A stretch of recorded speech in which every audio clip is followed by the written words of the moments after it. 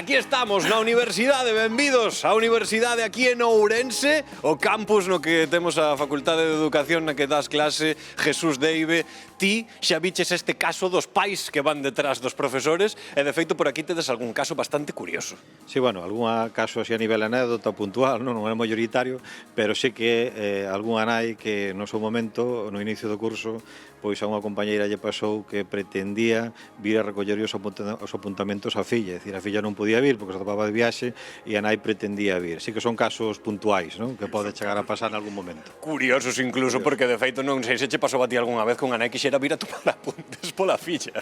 Sí, bueno, é dicir, xa digo, son casos puntuais, é dicir, que sí que representan algo que seguramente o que lle pasou a este compañeiro da Universidade de Granada e que chega un momento no cal dix hasta aquí, pero bueno, afortunadamente nós aquí estamos falando de pequenas anécdotas, é dicir, o habitual é que os pais entendan que os fillos teñen que crecer e que na universidade son adultos, son persoas maiores e que teñen que desenvolverse dunha maneira autónoma, porque en breve estarán realizando o seu traballo fora, non? Que é para o que veñen a formarse. Nos falamos con eles, nos falamos con algún alumno por aquí cando arrancou o programa e a eles tampouco lles parecía normal. Daquela eu non sei se son os pais os que están un pouco a tope, non? Sí, os pais e as nais deben entender que é importante deixar crecer, non?